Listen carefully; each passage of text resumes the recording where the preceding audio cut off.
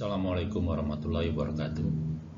Baiklah, kita memasuki mata kuliah pengantar metode pelaksanaan dan pembongkaran konstruksi pertemuan ke-14 manajemen perawatan bangunan gedung dan fasilitasnya, maintenance, building, konstruksi, and facilities management. Manajemen pemeliharaan bangunan gedung yaitu penjadwalan pemeliharaan bangunan gedung, pemeliharaan dinding, plafon, dan lain-lain, pemeliharaan hidran dan AC, D. Pemeliharaan sistem mekanikal dan elektrikal, E. Pemeliharaan lift dan eskalator, F. Manajemen visual 5S untuk pemeliharaan bangunan gedung, G. Manajemen K3 gedung bertingkat, H. Checklist safety, I. Keamanan dan keselamatan pada bangunan gedung, J. Hazard and identifikasi risk assessment. Kegiatan pemeliharaan bangunan meliputi berbagai aspek yang bisa dikategorikan dalam kegiatan 1. Pemeliharaan rutin harian, menyapu, membersihkan kaca, membersihkan toilet, dan lain sebagainya. Rectification, perbaikan bangunan yang baru saja selesai. Replacement, penggantian bagian yang berharga dari suatu bangunan. Retrofitting, melengkapi bangunan sesuai dengan kemajuan teknologi. Contoh kemarin lab itu kemarin pakai pecit, kalau sekarang sudah tidak disentuh lagi karena ada COVID. Secara sederhana, pemeliharaan bangunan dapat diklasifikasikan menjadi dua, yaitu pemeliharaan rutin dan pemeliharaan remedial atau perbaikan. Pemeliharaan rutin adalah pemeliharaan yang dilaksanakan dengan interval waktu tertentu untuk mempertahankan gedung pada kondisi yang diinginkan atau yang sesuai dengan keadaan zaman. Contoh, pengecatan dinding luar gedung 2 tahunan, pengecatan interior 3 tahunan, pembersihan dinding luar, dan lain-lain. Namun jenis pekerjaan pemeliharaan rutin juga bisa berupa perbaikan atau penggantian komponen yang rusak. Kerusakan-kerusakan tersebut bisa diakibatkan oleh proses secara alami, contoh kerapuhan, kusam, atau proses pemakaian, contoh goresan, pecahan, dan lain-lain. Pada pemeliharaan rutin sangat penting untuk menentukan siklus pemeliharaan. Siklus pemeliharaan biasa ditentukan berdasarkan data fisik gedung dan equipment yang cukup dalam bentuk dokumentasi, manual pemeliharaan, ataupun catatan pengalaman dalam pekerjaan pemeliharaan sebelumnya. Dalam suatu rencana program pemeliharaan, jika siklus kegiatan sudah, maka pekerjaan dan anggaran dapat segera dibuat. Kendala-kendala yang sering terjadi dalam pemeliharaan rutin adalah pemilik atau owner. Seringkali para pemilik gedung tidak melaksanakan program pemeliharaan yang sudah dibuat, bahkan cenderung memperpanjang interval pemeliharaan dengan tujuan mengurangi beban biaya pemeliharaan agar keuntungan yang didapat lebih besar.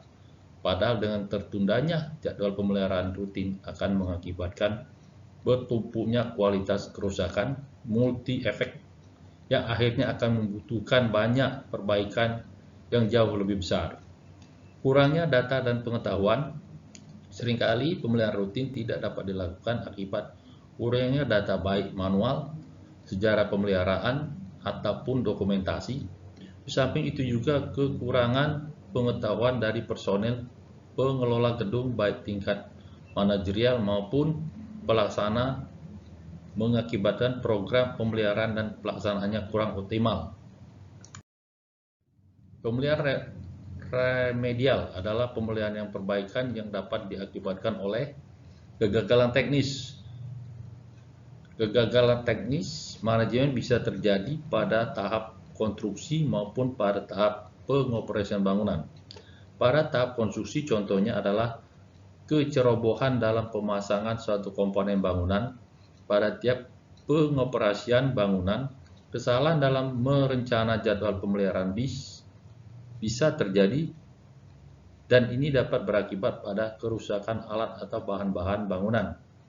Kegagalan konstruksi desain. Dalam hal ini, faktor desain dan konstruksi berhubungan erat. Contohnya, dari segi desain adalah kesalahan dalam pemilihan bahan bangunan, sehingga usia pemakaian pendek dan tidak bertahan lama. Sedangkan dari segi konstruksi, kesalahan dalam pelaksanaan finishing dapat menyebabkan usia pemakaiannya tidak bertahan lama. Finishing ini contohnya cat yang murah itu bisa menjadi tidak tahan lama. Kegagalan dalam pemeliharaan, faktor-faktor yang menyebabkan kegiatan pemeliharaan perbaikan selama periode pemakaian bangunan adalah akibat kegagalan pemeliharaan yang disebabkan oleh program pemeliharaan rutin yang dibuat tidak memadai, program perbaikan tidak efektif, inspeksi yang tidak dilaksanakan dengan baik, data-data pendukung pemeliharaan yang tidak mencukupi. Secara lebih luas ditinjau dari direncanakan atau tidak, kegiatan pemeliharaan rutin dapat diklasifikasikan menjadi satu, pemeliharaan terencana atau planet, dan pemeliharaan tidak terencana planet. Definisi klasifikasi kegiatan pemeliharaan. Planet maintenance, pemeliharaan yang diorganisasikan dan dilaksanakan dengan perencanaan, kontrol, dan penggunaan laporan-laporan untuk suatu rencana yang ditentukan sebelumnya. Planet maintenance, pemeliharaan yang dilaksanakan untuk direncanakan yang tidak ditentukan sebelumnya. Preventive maintenance, pemeliharaan yang dilaksanakan pada interval yang ditentukan sebelumnya atau sesuai untuk kriteria yang ditentukan dan ditujukan untuk mengurangi kemungkinan kegagalan atau degradasi performa pada suatu bangunan.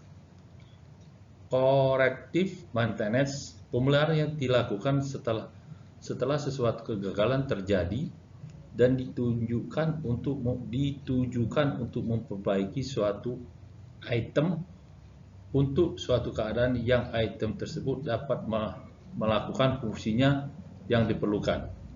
Emergency maintenance, pemeliharaan yang diperlukan dengan segera untuk menghindari akibat-akibat yang serius. Conditional based maintenance, preventive maintenance yang dimulai dari suatu hasil pengetahuan kondisi suatu hal dari pemantauan rutin. Schedule maintenance, preventive maintenance yang dilaksanakan untuk suatu interval waktu yang lebih sebelumnya. Pada dasarnya, tindakan pemeliharaan dilakukan berdasarkan atas laporan dari hasil pemeriksaan survei terhadap kondisi bangunan. Untuk itu, pemeriksaan harus teliti dan menyeluruh sehingga dapat ditentukan bentuk tindakan pemeliharaan yang tepat terhadap kegagalan tertentu. Dalam pembentukan organisasi pemeliharaan gedung harus diperhatikan. Organisasi pemeliharaan harus memberikan pelayanan yang tepat sesuai dengan garis kebijakan yang telah ditentukan oleh perusahaan. Organisasi pemeliharaan harus mampu bekerja secara efektif melalui pengamat dan pengendalian terhadap performasi. Organisasi pemeliharaan pada gedung perkantoran biasanya masuk dalam organisasi pengelolaan lebih besar yang disebut dengan building management. Building management dipimpin oleh seorang building management dan dibantu oleh staf pelaksana.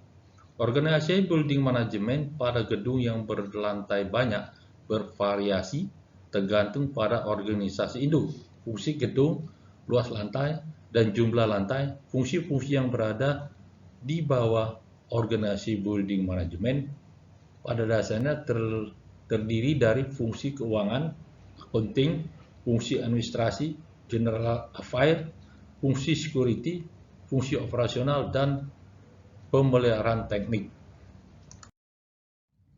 Tugas-tugas pokok masing-masing bidang. Bidang manajemen, building manager, menetapkan visi building manajemen dengan orientasi pada misi perusahaan atau induk, membuat planning, budgeting, dan program tahunan, melakukan survei total atas seluruh fungsi organisasi, membuat laporan rutin dan insentif. Chief, membuat protap program tahapan, membuat standar operasional dan maintenance, membuat jadwal dan penugasan pelaksana, melakukan inspeksi, memberikan laporan kepada building manager secara rutin, supervisi, merencanakan kerja dan pengelolaan dan penugasan bersama-sama chief, mengatur dan mengkoordinasi pekerja harian sesuai dengan bidangnya, mengatur penggunaan peralatan dan bahan, membuat laporan kepada chief secara lisan. 4.